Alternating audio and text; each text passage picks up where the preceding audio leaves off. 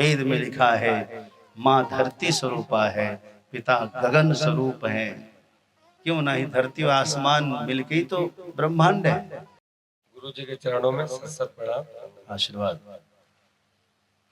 इस संसार में माँ बाप का स्थान ऊंचा होता है कि ईश्वर का? बहुत सुंदर, ताली बजाओ। बहुत सुंदर। और प्रश्न? एक कल का बात है। हाँ, कल का भी प्रश्न करें। आप जब भागवत कथा करके आप विश्राम स्थल या आप आश्रम में पहुंचते हैं तो आपको कैसी अनुभूति होती है? कृपया वो बताइए। क्या बात है, बहुत सुंदर। और कोई प्रश्न किसी का? कोई है? हाथ उठाओ। है प्रश्न? है? नहीं है? ठीक है, कोई बात नहीं है तो दो काफी है मेरे लिए। यदि किसी के मन में प्रश्न हो तो आप कर सकते हैं। जय जय श्री राधे।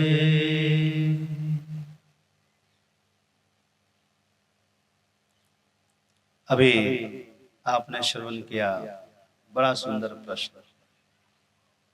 पहला प्रश्न है कि माता पिता का स्थान ऊपर है या भगवान का स्थान ऊपर है?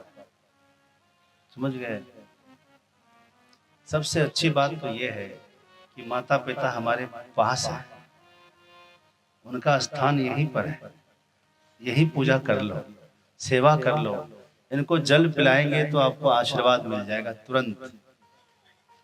इनको दुखी करेंगे तो डांटने वाले तुरंत हैं, गाली भी दे सकते हैं। ये तो साक्षात है, यही के यही है। ऊपर तो भगवान का स्थान है। क्या समझे? हमारे निकट स्थान है माता पिता का। तो माता पिता की आप सेवा करें। इनको, इनके चरण छुएंगे तो इनका हाथ आपके माथे पर आएगा, तुरंत उठकर आएगा। दरअसल में ये अलग नहीं है। ईश्वर को, ईश्वर के, हम सब पुत्र किसके हैं? हम सब ईश्वर के ही पुत्र हैं। अब उनके मन में आया कि हम इन पुत्रों को लालन पालन करें, अपने हाथों से आशीर्वाद दें, डांटें फटकारें, इसका सेवा, इसकी सेवा करें, इसकी परवरिश करें। तो एक ही ईश्वर सब बच्चों का परवरिश कैसे कर सकेंगे? अलग अलग उनकी देखभाल कैसे करेंगे? अलग अलग। इसीलिए वही ईश्वर अपने को दो रूपों में बांटे, एक माता बन गए, एक पिता बन गए, और सबका लालन पालन पोषण कर रहे। तो माता पिता की सेवा मतलब भगवान अलग थोड़ी है।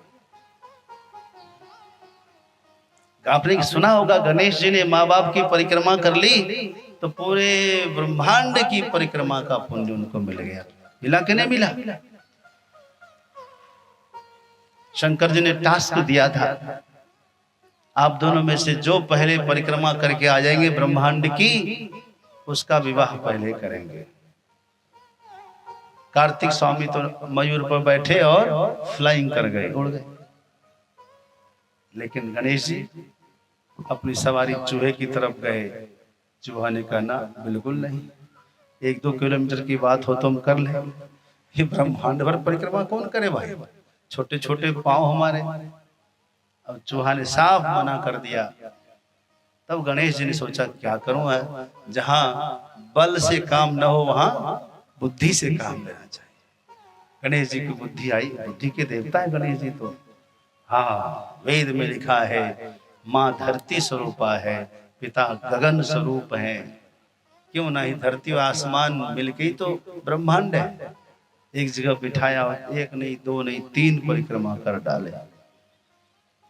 और आप सबको पता है जीत हो गई गणेश जी की, और एक नहीं 2-2 पत्नी का से उनका विवाह हुआ। हुआ कि नहीं हुआ? माता पार्वती तो बड़े खुश हो गई, वाह बेटा वाह, तुमने आज साबित कर दिया कि तुम पार्वती पुत्र ही हो।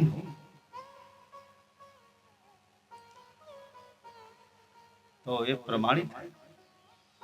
आपका दूसरा प्रश्न है कि आप कथा पूरी करके जब आप विश्राम स्थल पर जाते हैं तो क्या अनुभव करते हैं? वैसे स्वयं का अनुभव बहुत कुछ होता है और बताने के लायक भी नहीं होता है। मतलब आदेश नहीं होता हम लोगों को अपना निज अनुभव और कहूँ खगेशा, बिन हरि भजन न मिटई कलेशा। संतों की वाणी हम सुना सकते हैं, क्योंकि निज अनुभव कहने से क्या होता है, वो अनुभव आगे नहीं बढ़ता है। हम भी जब किसी को मंत्र देते हैं तो उनसे यही कहते हैं कि देखो, अनुभव हो तो आप मुझसे संपर्क करो। आदमी को क्या होता है, थोड़ा सा भजन में अच्छा लगा तो आप दूसरों को बताना शुरू कर देते हैं कि देखो हमको बहुत अच्छा लग रहा। भगवान आपसे बातें करना चाहते हैं, आपके सामने प्रकट होकर लीला करना चाहते हैं, लेकिन आप उसको गोपनीय रखेंगे तब ना। आपने सुना होगा संत नामदेव जी महाराज, भगवान उसके साथ खेलते थे, नृत्य करते थे कीर्तन में। संत एकनाथ जी सत्संग करते थे और पीछे एक सेवक बन करके भगवान पंखा करते थे। और कभी एकदम भावुक हो जाते भगवान और अपना रूप भूल जाते, असली रूप में आ जाते। जनता देख करके वहां गदगद हो जाती। सब लोग, जनता जब एक तरफ पीछे देखे तो एकनाथ जी पलट कर देखे, क्या है भाई, तो फिर नौकर हो जाए। एक दो बार ऐसी लीला हुई, लोगों ने कहा महाराज ये पीछे आपका सेवक, वो सेवक नहीं, साक्षात भगवान है।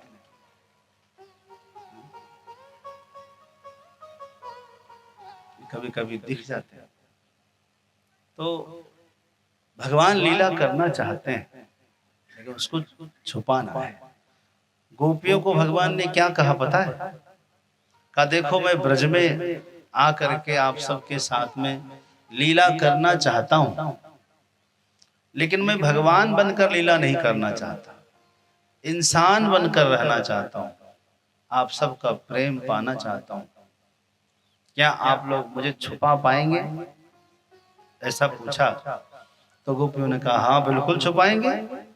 आप एक पर्दा में छिपना चाहेंगे, हम आपको 7 पर्दे में छुपाएंगे, कोई नहीं पहचान पाएगा।